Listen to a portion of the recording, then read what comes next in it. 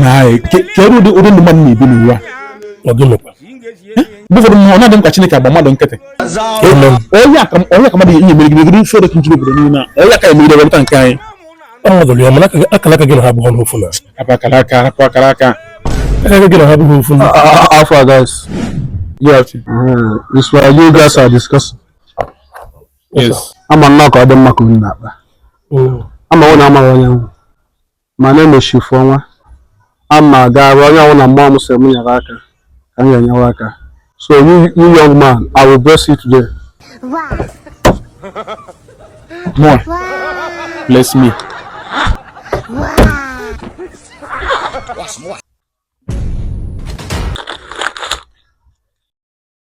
My friend, mom says I'm help boy.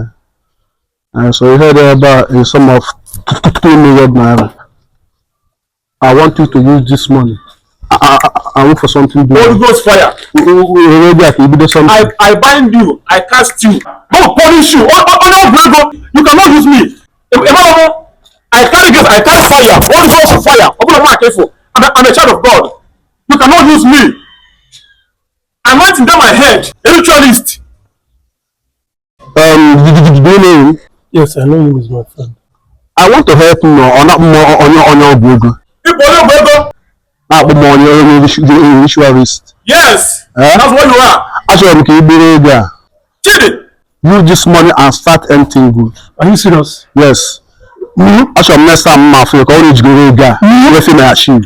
Jesus, chief. Thank you. Hey!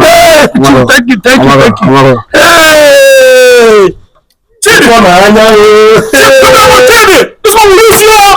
Hey, you got you though. They don't use them all. Hello, Chin. You come over here. Bebe.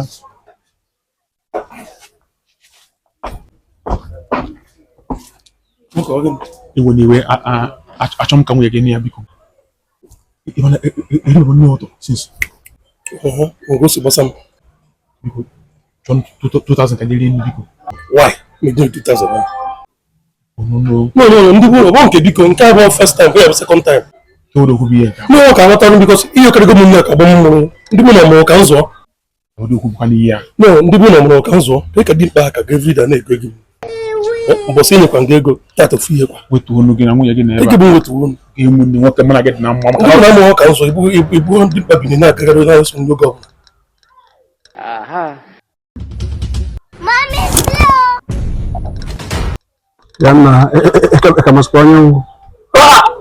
Chief, otu ngị na ọnwa kadịrị ekimesa. Ọ ka nwa shop a. Aka anyị nyere m mgbe ahụ 2 years ago a. Ezigbo ebe m nọ. Anyị na-eme ọfụma afọ na anyị na-eme ọfụma. Chukwu na-eme n'onwe ya. Jisi ike. Abịa ọsọ na-aga ka m fụsịa mgbe m nyere aka so bụtụ mụ afụgo m na anyị na-eme ọfụma. Jisi ike. Thank you, sir. Thank you, sir. Ọnụ onye abụghị da your friend bụ ya. Ọ my friend. M nyere ego ọ na-akpọ m onye ọgwụ ego. Ike bụ emekwanụ gịnị? Sisi na ọ na-eje ụka na onye nwe anya mmanụ.